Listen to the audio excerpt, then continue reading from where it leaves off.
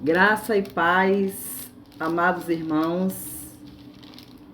Melhor dia, melhor tarde para vocês que faz parte da Igreja de Cristo Ressuscitado.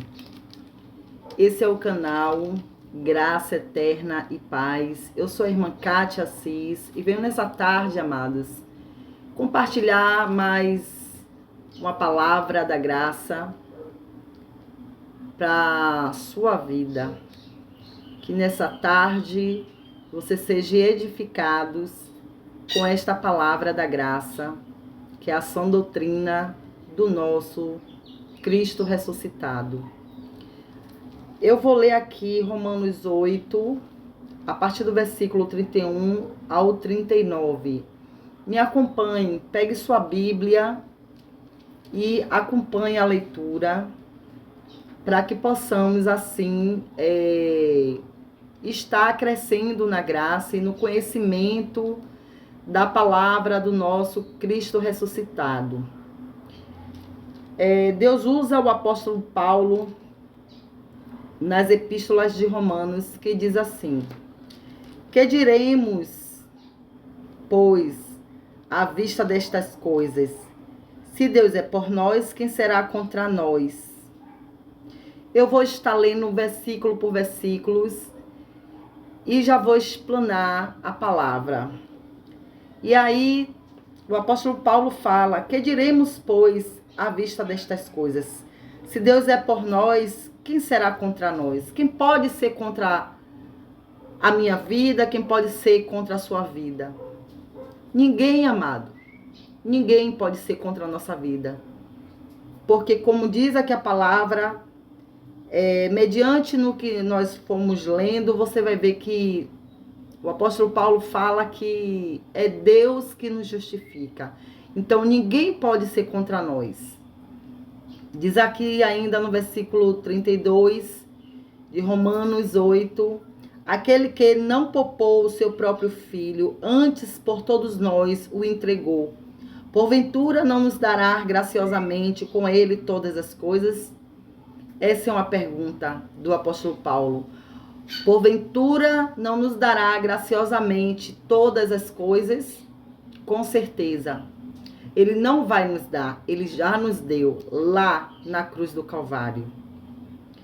Todas as coisas já estão sobre nossa vida, todas as bênçãos, porque o Senhor também ainda usa o apóstolo Paulo para nos dizer, se não me falhe a memória, lá em Efésios diz que, no seu capítulo 1, diz que nós somos abençoados com toda a sorte de bênção.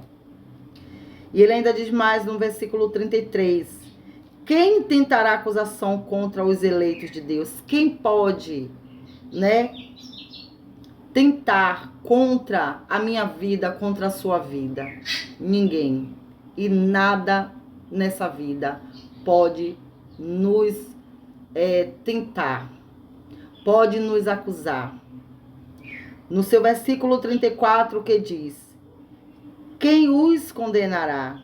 É Cristo Jesus, quem morreu, ou antes, quem ressuscitou, o qual está à direita de Deus e também intercede por nós. Quem intercede por nós é o Espírito Santo de Deus. Amém, queridos? Quem nos separará do amor de Cristo? Será tribulação, ou angústia, ou perseguição, ou fome, ou nudez, ou perigo, ou espada? Vou continuar lendo. Como está escrito, por amor de ti somos entregues à morte o dia todo. Fomos considerados como ovelhas para o matadouro. Em todas estas coisas, porém, somos mais que vencedores por meio daquele que nos amou. Porque eu estou bem certo de que nem a morte, nem a vida, nem os anjos, nem os principados, nem as coisas do presente, nem a do porvir, nem os poderes, nem as alturas, nem a profundidade, nem qualquer outra criatura poderá nos separar do amor de Deus que está em Cristo Jesus, nosso Senhor. Amém? Amados, eu quero dar um título a essa mensagem, dizendo assim: o tema dessa mensagem é o amor de Deus sem fronteira. Amados, no amor de Deus não há fronteira. No amor de Deus sobre nossas vidas, Ele está querendo nos dizer, nos mostrando através da sua palavra, que Ele é um Deus todo verdadeiro e fiel para cumprir a sua palavra. Ele é um Deus que nos honra através da sua palavra. Ele é um Deus que zela por nossa vida. Amém, queridos? Deus aqui está dizendo que o amor dele não tem fronteira. Não vai ser. Quais são essas fronteiras que, humanamente falando, do amor humano, né? Há fronteira, porque vou dar aqui um exemplo. Alguém diz que ama o seu cônjuge, mas na primeira falha, que o seu cônjuge, sua esposa, sua esposa ou seu esposo erra, essa mulher quer largar. Aí eu te pergunto, houve uma fronteira? Houve. Porque talvez ele falhou com sua esposa, ou sua esposa falhou para com seu esposo, e ali essa falha fez com que eles viessem ter uma atitude de desamor. Aí agora já não há mais amor, né? Agora há uma adversidade da qual se levantou no meio desse casal para vir uma separação, para vir um divórcio.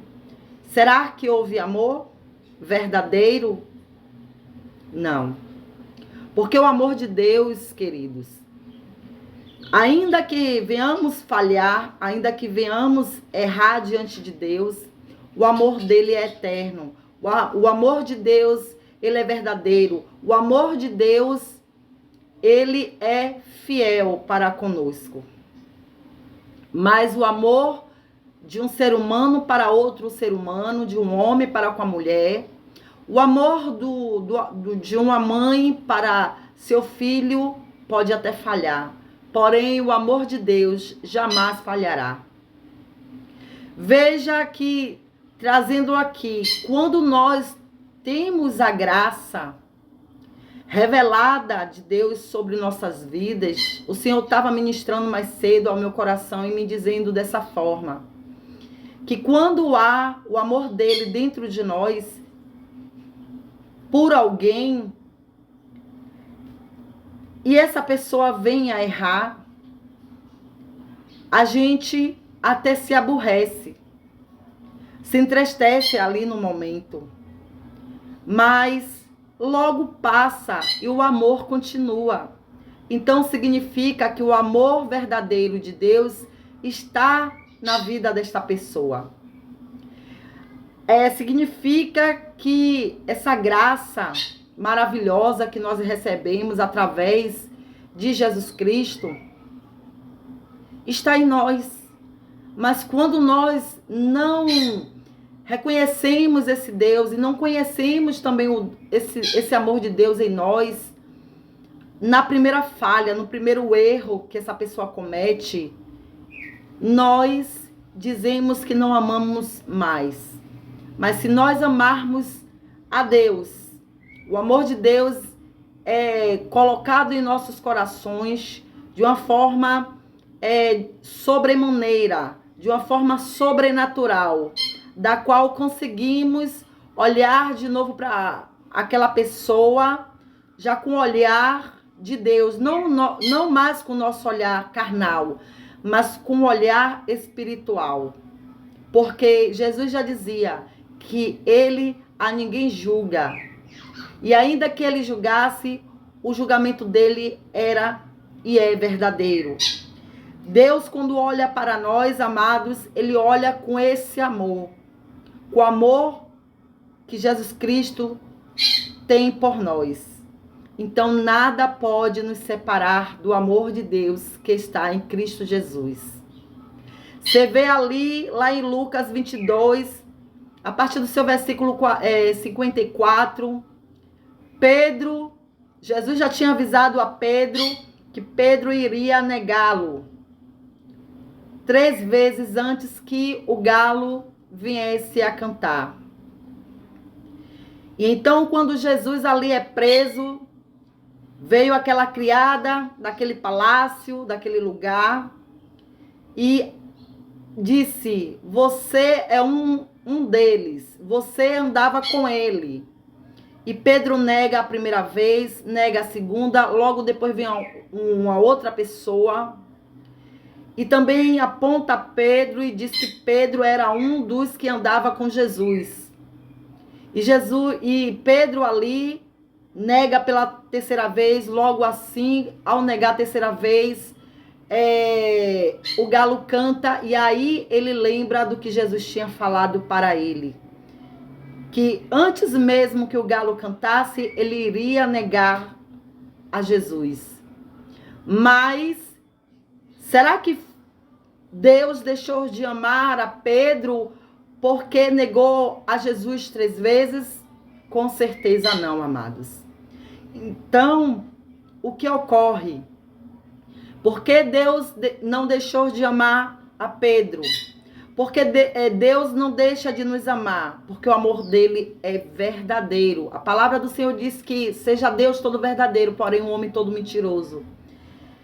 E eu fico muito alegre com essa graça de Deus que está estabelecida sobre as nossas vidas. Essa graça faz com que Deus nos ame, e quando nós reconhecemos isso, também a gente entende e faz com que também amemos até o nosso inimigo, até aquele que nos acusa, até aquele que nos aponta. E o Senhor ainda diz mais: quem nos separará do amor de Cristo? Eu te pergunto, será que é essa tribulação que estamos vivendo nos dias de hoje, dessa pandemia, dessa doença? Ao contrário, amados, a graça de Deus em meio a essa pandemia tem sido tão grandiosa sobre nossas vidas, que faz com que a gente busque mais ao Senhor, faz com que a gente venha se fortalecer no Senhor, faz com que a gente venha buscar o conhecimento da verdade de Deus, que é essa graça, que é a sua palavra genuína. Será que é tribulação? Será que é angústia? Será que é a perseguição, ou a fome, ou a nudez, ou o perigo, ou a espada? Nada, querido, pode nos separar do amor de Deus. Aceite esse amor de Deus no teu coração nessa tarde. Creia tão somente que Deus, Ele te ama. E nós amamos ao Senhor, como diz a sua palavra, porque Ele nos amou primeiro, querido. Porque tudo vem de Deus. Tudo vem do alto. Ainda assim, a palavra do Senhor fala: em todas as coisas, porém, somos mais que vencedores por meio daquele que nos amou. Somos mais que vencedores por meio daquele que nos amou. O Senhor nos amou primeiro. E porque Ele nos amou, nós iremos passar por tribulações e aflições e angústia da alma. Mas nada disso tem o poder de nos separar do amor de Deus.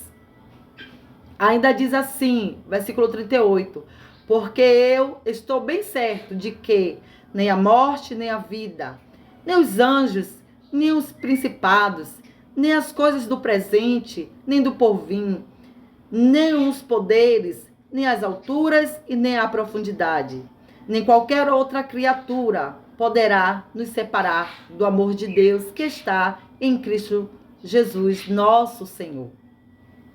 Aqui, quando ele fala assim, nem a altura, nem a profundidade, eu me lembro que lá em Salmos, Deus usa Davi para dizer: Se ele subir ao céu ou ele descer ao mais profundo abismo, o Senhor lá estará.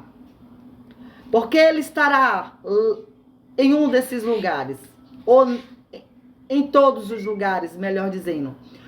Porque a presença de Deus é viva na nossa vida. Porque a presença de Deus e o seu amor é vivo e eficaz. E por causa disso, por causa desse amor, não há fronteira, não há perseguição, não há nudez, não há altura nem profundidade, nem as coisas do presente nem do porvir pode nos separar do amor de Deus que está em Cristo Jesus.